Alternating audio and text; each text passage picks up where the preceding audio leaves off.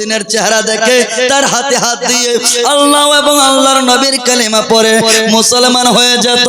তখন ভারতের কিছু হিন্দু পণ্ডিতেরা তারা কেস মেরে দিল।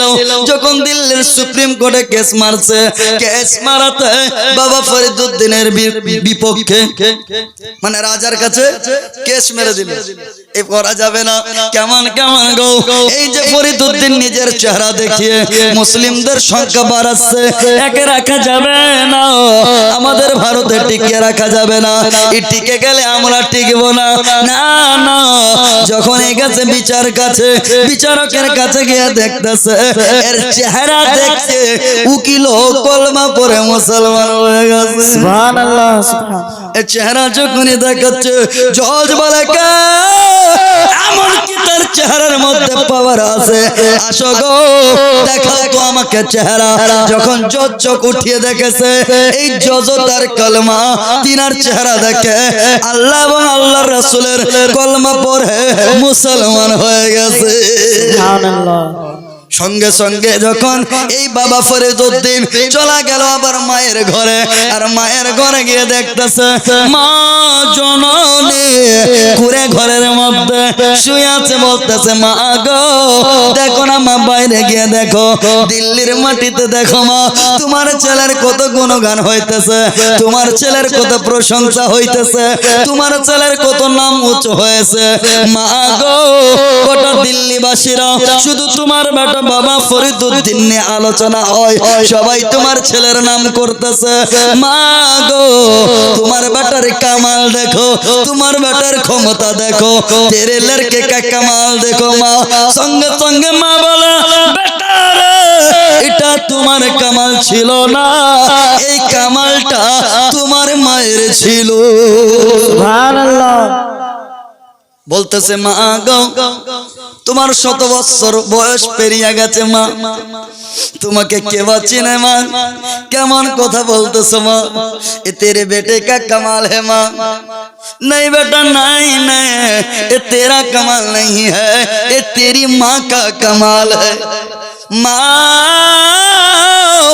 তোমাকে কে দিল্লির মানুষ চিনে গো মা? তোমাকে সুবহানাল্লাহ। এক ভাই দিয়েছে 500 টাকা দান, আল্লাহ ইনাকে বানাও ভাগ্যবান, জোরে বলুন আমিন। বলে মা গো ও মা তোমাকে কে চেনে মা? 24 ঘন্টা ঘরের ভিতরে ঢুকে থাকো, 5 ওয়াক্ত নামাজ পড়ো, আবার শুয়ে থাকো। মা গো কে চেনে তোমাকে? তোমার নাম কেউ চেনে না, তোমার কেউ নাম জানে না, তোমাকে কেউ চেনে না। মা গো তোমার বেটা এই ফরিদুদ্দিনকে পুরো ভারতবর্ষের লোক চিনে, গোটা দিল্লির মানুষ চিনে। যে রাস্তা ধরে যদি চলে যায় মা তোমার ছেলের মুখটা দেখে তারা কলিমা পড়ে মুসলমান হয়ে যায়। বলে বেটা রে তোমার কোনো কামাল নয়, তোমার কোনো কামাল নয় বেটা রে, এটা তোমার মায়ের কামাল। বলে মা কেমন করে গো মা?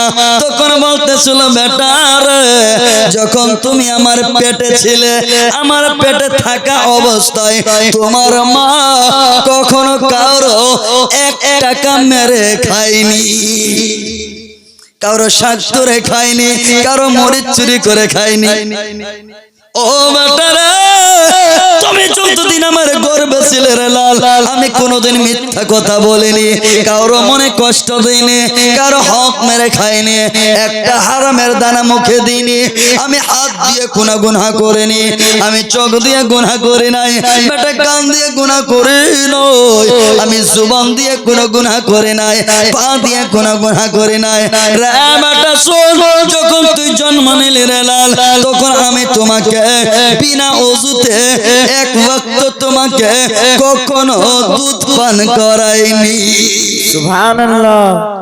এগুলা তোমার মায়ের দুধের আসর রে বেটা, এগুলা তোমার মায়ের দুধের কামাল বেটা রে, তোমার কোনো কামাল নয়, সমস্ত কামাল হচ্ছে তোমার মায়ের। জোরে বলুন সুবহানাল্লাহ।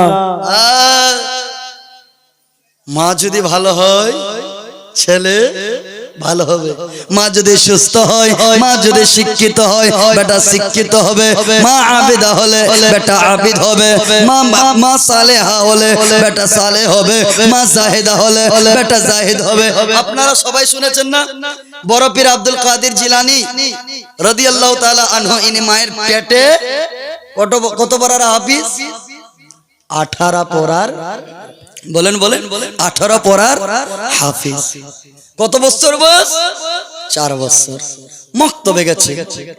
হযরত বলতেছে, উস্তাদ বলে বেটা আব্দুল কাদের পড়ো। জি হুজুর। বলে পড়ো। কি পড়বো? আলিফ বলে জানা আছে, বা বলে আমার জানা আছে, তা বলে আমার জানা আছে, থা বলে আমার জানা আছে। বলে কি বলবি? বল তাহলে সূরা ফাতিহা। বলে এটাও আমার জানা আছে। সূরা বাকারা, বলে এটাও জানা আছে। বলে পড়তো দেখি। হযরত আব্দুল কাদের জিলানী বড় পীর রাদিয়াল্লাহু তাআলা আনহু পড়তে শুরু করেছে। এক পারা পড়লেন, দ্বিতীয় পারা পড়লেন, তৃতীয় পারা পড়লেন, চতুর্থ পারা পড়লেন, পঞ্চম পারা পড়লেন, ষষ্ঠম পারা পড়লেন, সপ্তম পারা পড়লেন, অষ্টম পারা পড়লেন, নবম পারা পড়লেন, দশম পারা পড়লেন, একাদশ পারা পড়লেন, দ্বাদশ পারা পড়লেন। উস্তাদ বলতেছে, আল্লাহ একে আমার বাচ্চা এই মাত্র 4 বছর বয়স, বাচ্চাটা এত সুন্দর ভাবে কোরআন পাঠ করতেছে। আহারে বাচ্চার কত সুন্দর কণ্ঠ, কত সুন্দর লাহেজা, কত সুন্দর লাহান, কত সুন্দর মাখারিজ, কত সুন্দর শুদ্ধতা, কত সুন্দর তাজউইদ, কত সুন্দর কিরাত।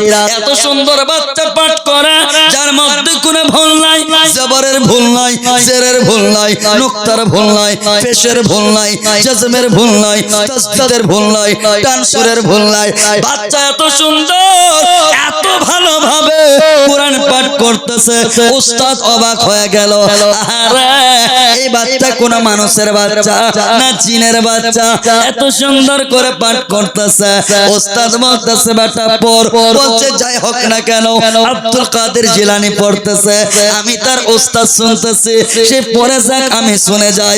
বাচ্চা পড়তে পড়তে যখন 14 পারায় গেল, 15 পরে যাবার পরে যখন 16 পারা গেছে, 17 পারা গেছে, উস্তাদ মুগ্ধ হয়ে বাচ্চার কোরআন শুনতেছে। বাচ্চা মুগ্ধ ভাবে উস্তাদকে মনোযোগ দিয়ে শোনাতে শুরু করেছে। যখন শোনাতে 17 পারায় গেছে, উস্তাদ শুনতেছে। 18 পারা কমপ্লিট করে বাচ্চা থম করে চুপ হয়ে গেছে।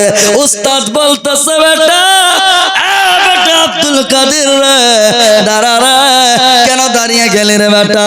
পর পর পর তুই পড়ে যা, তুমি পড়তে ভালো লাগে, আমাকে শুনতে ভালো লাগে। বেটা পড়ে যা, তুমি পড়তে থাকো, আমি শুনতে থাকি। বাচ্চা আব্দুল কাদের জিলানী রাদিয়াল্লাহু তাআলা আনহু বলতেছে, হুজুর গো যতটুকু জানা ছিল আমি পড়ে দিলাম, আর বাকিটুকু আপনার কাছে আমি শিখতে এসেছি। সুবহানাল্লাহ। উস্তাদ বলতেছে বেটা শিখাবো পরে, আগে আমাকে এটা বলো বেটা এইটুকু বয়সে তুমি কোথায় শিখলে? মাত্র 4 বছর বয়স, 18 পড়া কোরআন মুখস্থ করা কোনো সহজ নয়। বেটা রে কোন স্কুলে পড়লি, কোন মক্তবে পড়লি, কোন বিদ্যালয়ে পড়লি, কোন মাদ্রাসায় পড়লি, কোন বিদ্যালয়ে পড়লি? বাচ্চা বলতে লাগলো, হুজুর হুজুর গো আমি কোন বিদ্যালয়ে নয়, আমি মক্তবে নয়, আমি কোন মক্তবে নয়, কোন স্কুলে নয়। আমার গর্ভধারিণী মা, আমার জননী মা উম্মুল খায়র ফাতেমা, আমার মা 1 থেকে 18 পারার হাফেজা। আমার মা প্রতিদিন ফজরের নামাজের পরে 1 থেকে 18 পারা যতক্ষণ পড়ে নিবে না, বাড়ির কোন কাজে হাত দিত না, থালি বাসন মাজত না, বাড়িতে ঝাড়ু টাড়ু দিত না। মা পাঠ করতো, আর আমি মায়ের গর্ভ থেকে শুনে শুনে আমি আব্দুল কাদের জিলানী মুখস্থ করে ফেলেছি। সুবহানাল্লাহ।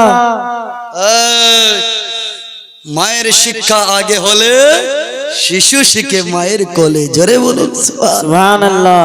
মায়েদের শিক্ষার বিশেষ দরকার। মায়েরা যদি শিক্ষিত না থাকে, বেটাও শিক্ষিত থাকবে। মা যদি বেনামাজি থাকে, বেটা বেনামাজি হবে। বলেন এইরকম হযরতে আবু আইয়ুব, হযরতে সালাহুদ্দিন আইয়ুব হয়নি? এইরকমই হযরত আব্দুল কাদের জিলানী হয়নি, এইরকমই খাজা মঈনুদ্দিন চিশতি হয়নি, কারণ তিনার মায়েরা ছিল মুত্তাকিয়া, তিনার মায়েরা ছিল নামাজি, তিনার মায়েরা ছিল পর্দানশী। আজকের মেয়েরা আল্লাহু আকবার, যদি ঈদের সময় লাল শাড়ি না দাও তোমার চাহরম চালিশা হয়ে গেল। হ্যাঁ, এই মেয়েরা এমন ভাবে আছে। আজকালের কিছু মুসলমানের ঘরের মেয়েরা ফেসবুকে আবার স্ট্যাটাস দেয়, তাই না? কোন দেশের মেয়ে তুমি